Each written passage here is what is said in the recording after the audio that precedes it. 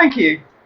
Now, have you ever wondered why a seemingly thriving business suddenly closes down overnight for no apparent reason? A few nods. Well, our industry is littered with failure, and we talk to hundreds of business owners every year, some of which we cannot save. Over the next 30 minutes, I will share with you our unique insight into what fails behind the scenes. My name is Claire Bowen. I'm one half of the Coffeepreneurs, a coffee shop specialist, and author of the best-selling book, The Daily Grind, How to Open and Run a Coffee Shop That Makes Money. I'm also co-founder of Cafe Success with my husband and business partner, Andrew. And we have the largest free resource for independent coffee shops that you can look at, lots of resources online. We work with independent coffee shops to start up successfully, to make more profit and expand, and eventually to sell. I run the Coffee Shop Bootcamp, which is a 2-day intensive course for new and existing coffee shops to learn more about the business aspect of running a coffee shop, to give them a head start before they open. And I'm delighted to say that we are launching the Coffee Shop Bootcamp online very, very soon. So watch this space and I'll tell you a little bit more about it at the end.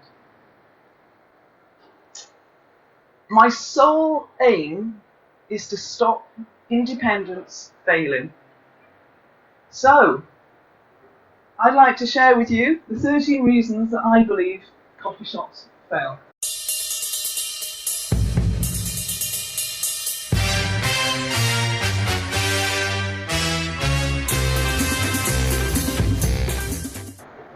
Now, a few blank faces there. You're obviously not as old as me and you don't recognise the top 20 music. But bear with me. In at number 13 are your suppliers. Now, building a good relationship with your suppliers is fundamental to your success. Your suppliers include the bank, your milkman, your baker, your maintenance crew.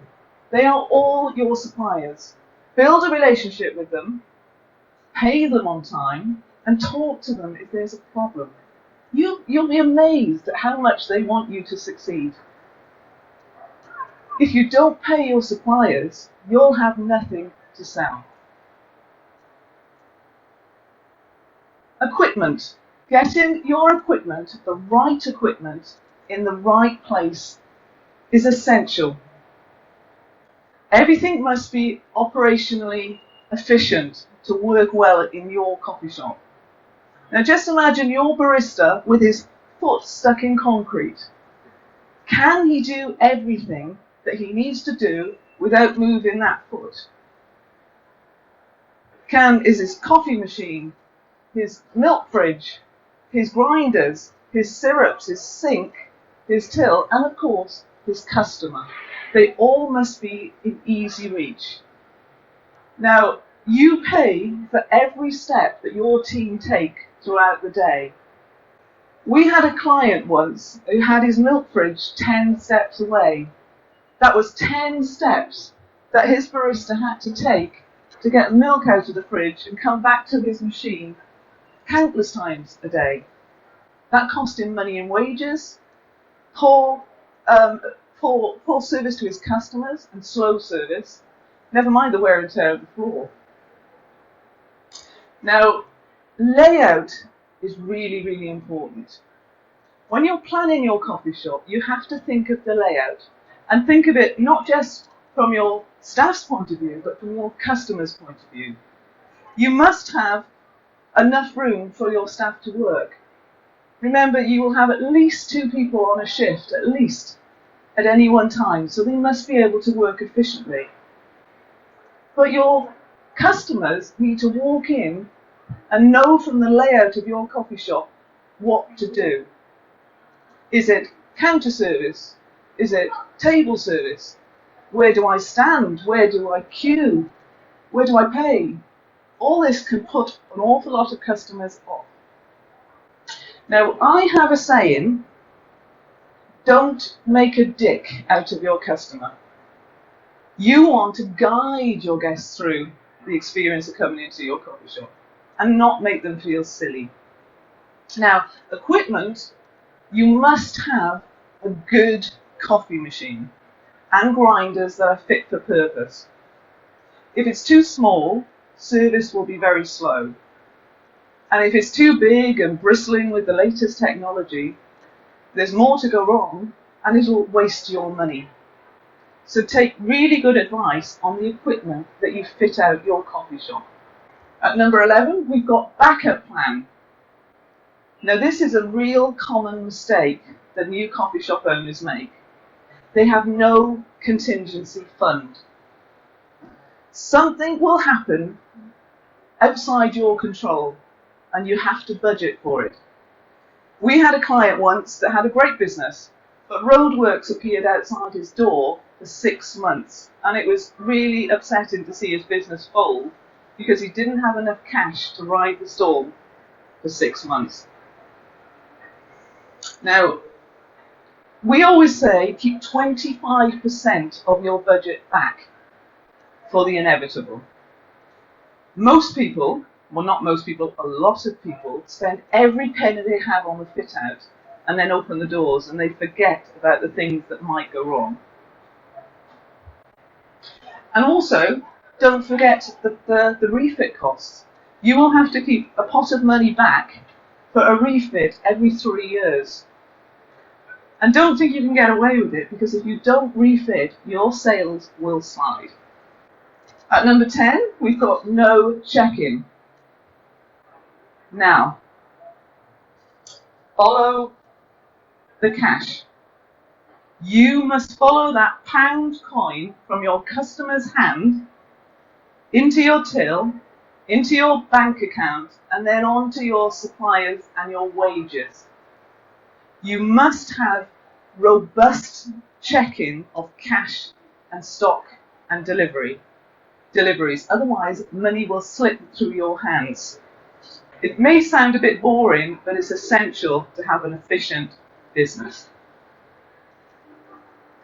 Now, if you think about it, money in stock losses are worth 40 times the value of that £1 to recoup in sales.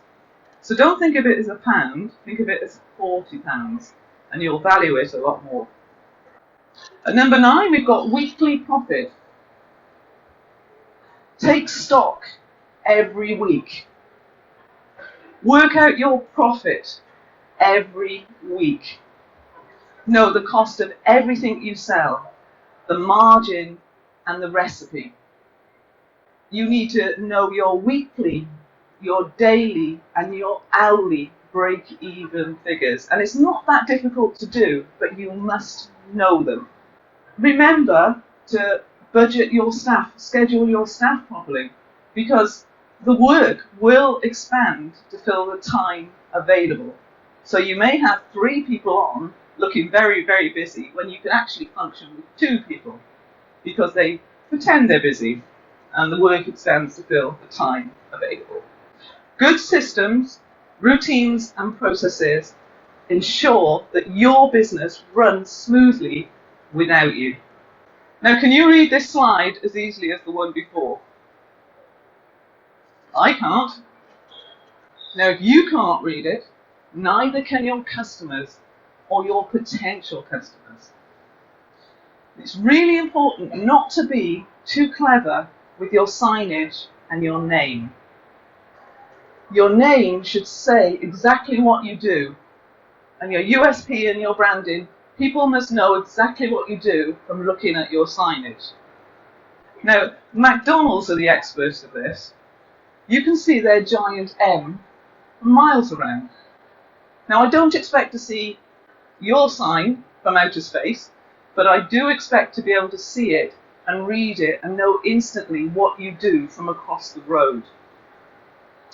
Now, Nike, we all know the Nike swish. It took 29 years before they could take their name off their logo and be recognized. So remember that. Your branding, your name is so, so important. You've got to tell your story throughout. Tell your story. You are in a unique position. You have all got a fantastic story. Something that the big chains can only dream of. But you've got to tell your story. Tell your story on your social media, in your shops, to your customers. But make sure all your teams stick to your script, because it has to be authentic. If it's not authentic, there's no point in having it. For an example of a strange name, we had a cafe open close to us called Eat Dirt. Now, it was an organic cafe that closed within a year because people did not get the sign. They were trying to say it's organic food grown in dirt. People didn't get it. And within a year, it was closed down. So don't be too clever. And don't be too clever with your lettering. Because the number of signs I see that's got tiny wood fret with italics on a wood background, and you have to really concentrate on what it actually says, never mind what it means. So watch that common mistake. Service. Now, good service and good cakes is no longer good enough.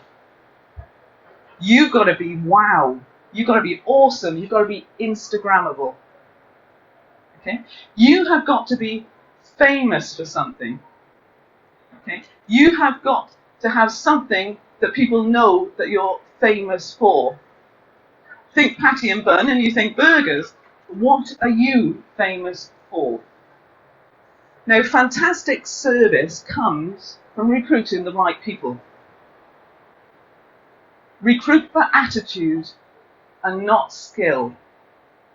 Now, you can train somebody to make a fabulous cup of coffee, but you cannot teach the hospitality gene. They've either got it or they haven't. So when you're recruiting, recruit very carefully. They always say, recruit slowly and fire fast. But look for the hospitality gene. Look if your potential recruit is smiling, is eager to learn, and not standing there with their arms folded looking bored. The hospitality gene is vital.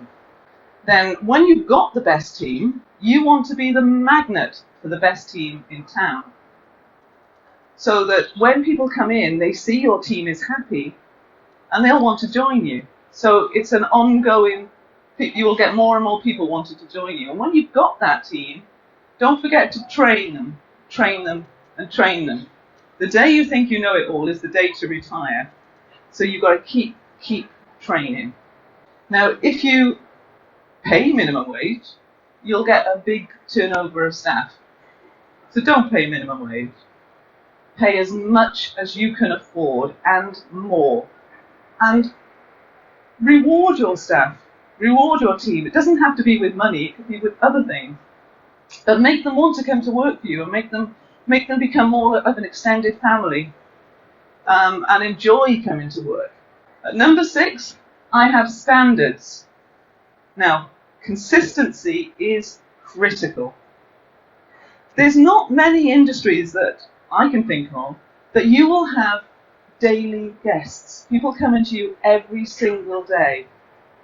So you have got to be consistent. Think of it as a marriage. Your customers will allow you to make 3 mistakes. The first one, they'll forgive you. The second one, they'll think you're daft. But the third one, they will leave you and tell everyone how awful you were. Now, back in the day, that used to be 10 people, but now with social media, that's more like thousands of people. So consistency is key. You've got to open up on time every single day. Everything you make must be consistent. The coffee made by your head barista must be equally as good as your new barista.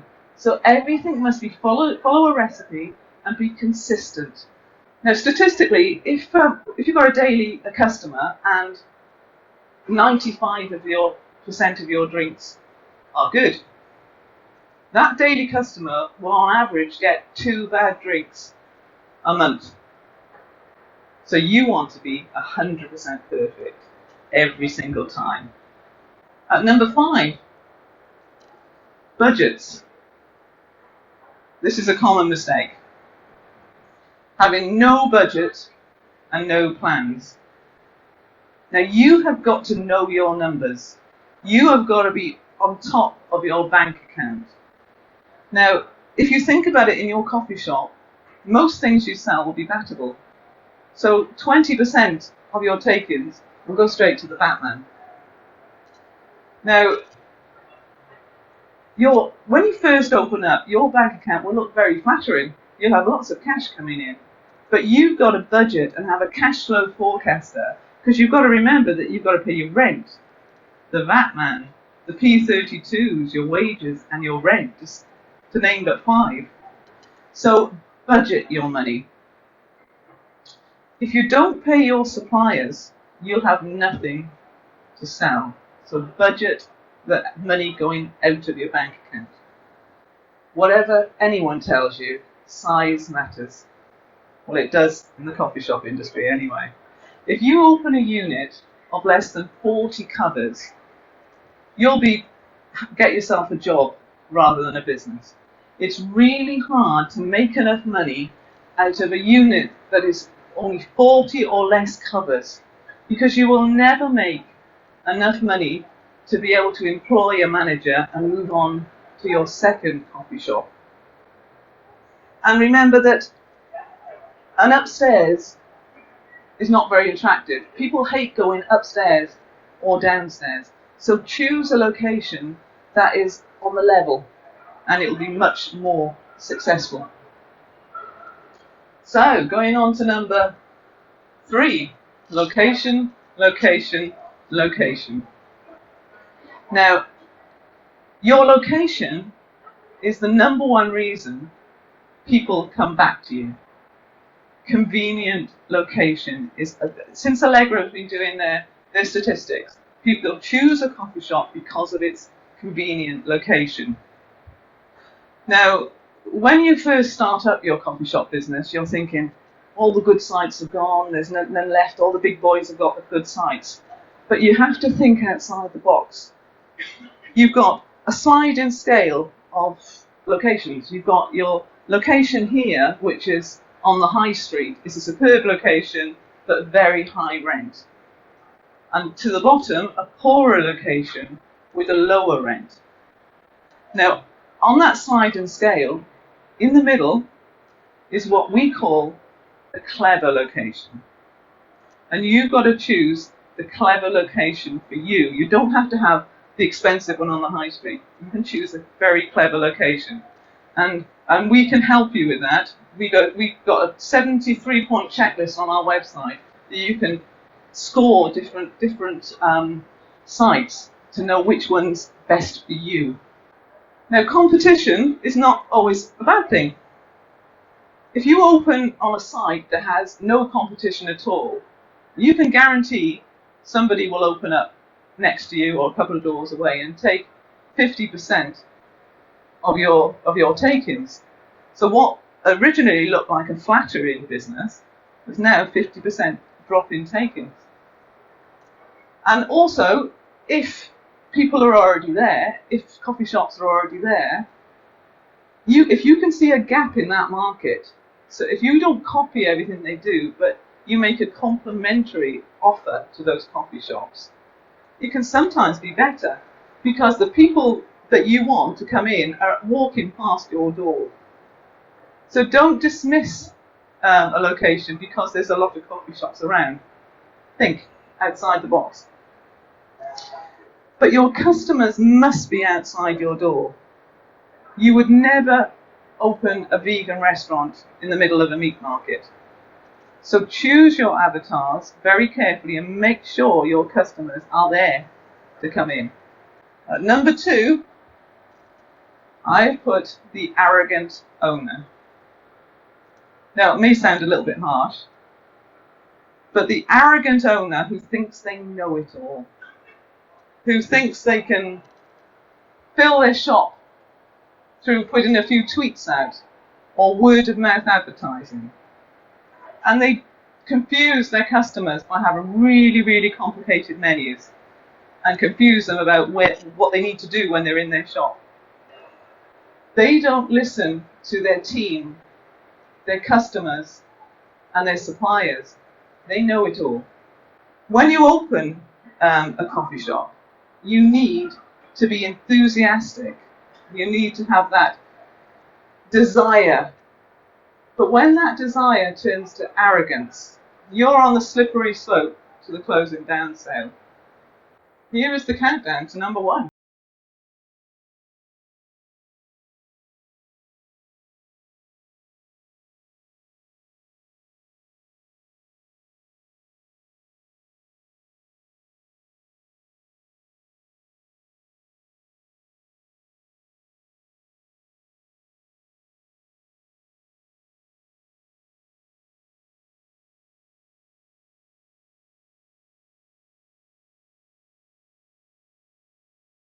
So straight in at number 1 is lifestyle business.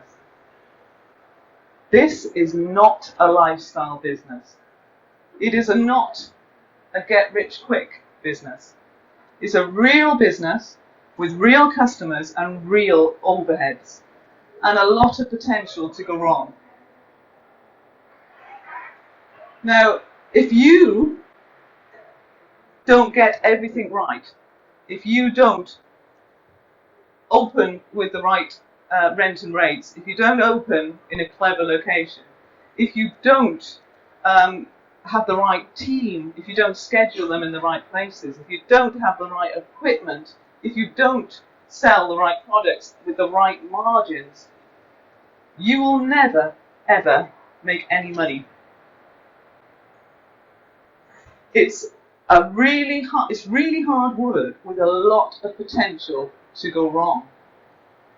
However, if you get everything right, owning a coffee shop can be the most wonderful, fulfilling, and profitable business that you could ever own and run. Thank you.